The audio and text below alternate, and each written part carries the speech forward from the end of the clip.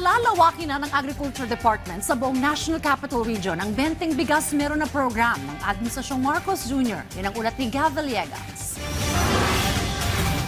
Isa ang 79 na taong gulang na si Nanay Dali sa suki ng 20 pesos kada kilo na bigas. Malaki ang kanyang natitipid sa pagbili ng murang bigas. It's a big help to us, like us. Malaking tulong ito, not only to me, but to everybody. Para naman kay June na may kasamang senior citizen at persons with disability sa kanilang bahay, malaking tulong sa kanilang pagbabudget ang 20 pesos kada kilo na bigas. Malaking budget na may 50 pesos ka o 20 pesos na bigas. Pagkatapos yung sobra nun, makakabili ng mga gulay-gulay. Sardinas lang pwede. Pechay.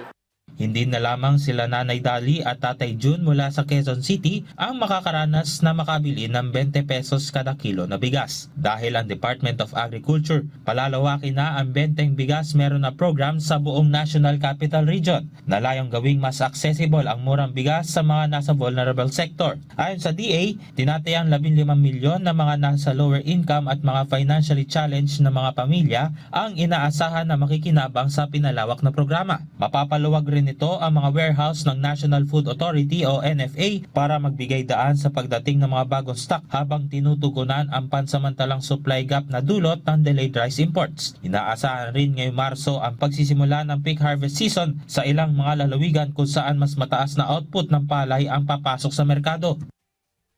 Kahapon na magsagawa ng Technical Working Group ang DA kasama ang Metropolitan Manila Development Authority at mga local government units sa Metro Manila para mapabilis at maging harmonized ang pagpapatupad ng programa. Prioridad pa rin sa expanded rollout ang mga senior citizen, persons with disability, mga benepisyaryo ng Pantawid Pamilyang Pilipino Program, mga minimum wage earners, mga miyembro ng TODA, mga magsasaka, mangingisda at iba pang mga kwalipikadong grupo. Ayon kay Agriculture Secretary Francisco Chu Laurel Jr., target nila makapagtayo ng hindi bababa sa 5 benteng bigas outlet sa bawat LGU sa Metro Manila at upang lalong mailapit ang murang bigas sa mga vulnerable sector. Target rin ng kagawaran ang full-scale expansion ng programa sa katapusan ng Marso upang makasabay sa peak harvest flow at ma-maximize ang availability ng supply. Magbibigay rin ng logistical at monitoring support ang MMDA kung saan babantayan nila ang pagsunod ng LGU para masiguro na malawak ang maaabot ng programa.